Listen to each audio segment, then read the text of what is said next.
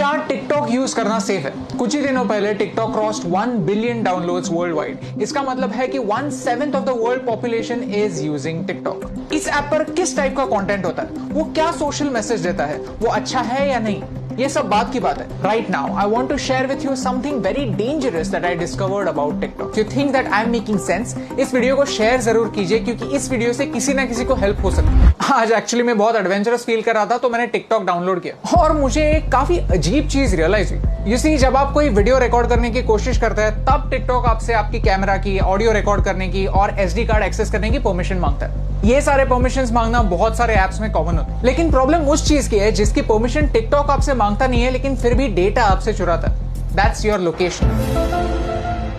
आप ये खुद चेक कर सकते हैं। सेटिंग्स में जाइए और ऐप परमिशंस में जाकर टिकटॉक को सर्च कीजिए। लोकेशन का कहीं पे मेंशन भी नहीं होगा। लैंग्वेज सिलेक्ट करते वक्त मैंने सिर्फ इंग्लिश सिलेक्ट किया था, फिर भी मेरे फीड में हिंदी वीडियोस है, मराठी वीडियोस भी है। टिकटॉक को कैसे पता चल रहा है कि आप कहां पे? जस्ट एज अ प्रिकॉशन मैंने लोकेशन भी ऑफ कर दिया था। लोकेशन ऑफ करने के बाद गूगल मैप्स भी ठीक से नहीं चल पाता, आरोग्य सेतु ऐप भी नहीं चलता। These important apps also can't work without you giving them the permission. मैं मुंबई में हूं, मुझे मराठी आता है, मुझे हिंदी आता है, ये टिकटॉक को कैसे पता चल रहा है? If you want to cheat your location, there is a very simple trick called a VPN, virtual private network. Okay, so मैं अभी एक VPN यूज कर रहा हूं और मेरा लोकेशन मैंने USA में सेट किया।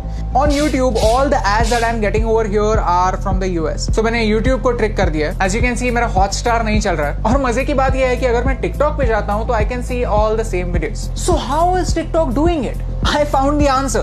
TikTok is using the data from your SIM card. जो सारा इंफॉर्मेशन जा रहा है वो मेरे सिम कार्ड से जा रहा है। क्या आपको समझ रहा है कि ये कितना डेंजरस है, कितना सिनिस्टर है? सीधे सिम कार्ड से आपकी रीजनल इंफॉर्मेशन लेना, डोंट यू थिंक एक वीडियो शेयरिंग ऐप के लिए ओवरकिल है, अननेसेसरी है? And the worst part is, इसके बारे में कोई वार्निंग नहीं है। द ऐप जस्ट सेज कि we will automatically collect it, that's it. ये डिस्कवर करने के बाद मैंने टिकटॉक की प्राइवेसी पॉलिसी कंप्लीटली पढ़ी और उसमें मुझे कुछ ऑब्जेक्शनेबल पॉइंट्स दिखे। If you link any social media account to TikTok, then TikTok वहां की इंफॉर्मेशन यूज कर सकता है आपके बारे में जानने के लिए। टिकटॉक कंटेंट डिलीवरी के लिए HTTP सर्वर्स यूज करता है, HTTPS नहीं, सिक्योर सर्वर्स नहीं। तो ये सर्वर्स हैक हो सकता है। इस वीडियो में किसी ने डेमोन्स्ट्रेट किया है कि कैसे ऑफिशियल अकाउंट से एक गलत मैसेज फॉरवर्ड हो सकता है। आपका अकाउंट डिलीट होने के बाद भी टिकटॉक जब तक चाहे आपका डेटा उनके सर्वर्स में रख सकता है। और मेरा टिकटॉक के साथ सबसे बड़ा प्रॉब्लम है आर्टिफिशियल इंटेलिजेंस। कि ByteDance जो टिकटॉक की पेरेंट कंपनी है, वो एक आर्टिफिशियल इंटेलिजेंस कंपनी है। उनका प्रोडक्ट कंटेंट क्रिएशन का प्लेटफॉर्म नहीं है, उनका प्रोडक्ट है algorithm. You see, China wants to be a superpower in AI by 2030. Computer की भाषा क्या होती है? Zeros and ones, binary. और वही टिकटॉक आपको करने के लिए बोलता है। Whenever you are watching a video on TikTok, you are taking a survey. You are feeding information to the computer, telling them what you like, what you don't like, what you agree with, and what you don't agree with. And all of this information is going to China. आपको क्या लगता है? क्या ये सही हो रहा है? Tell me in the comments below. In social media, artificial intelligence changes the game completely.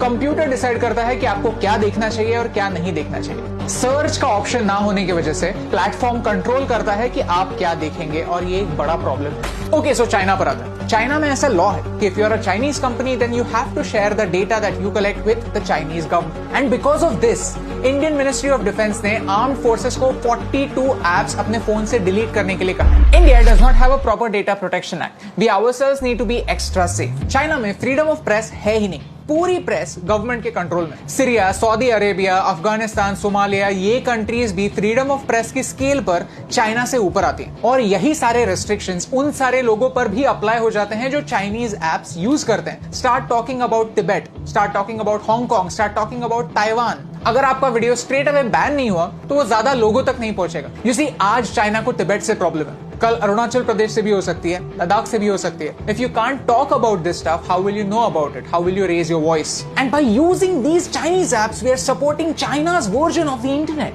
Privacy on the internet is a myth. हम जब भी कोई सर्विस फ्री में यूज करते हैं तो हम उनके प्रोडक्ट होते हैं, हमारा डेटा हमारी करेंसी होता है। शुड यू डिलीट टिकटॉक और any other app for that matter?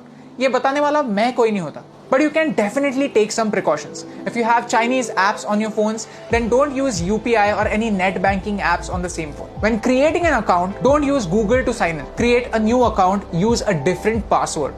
Cyber theft is real.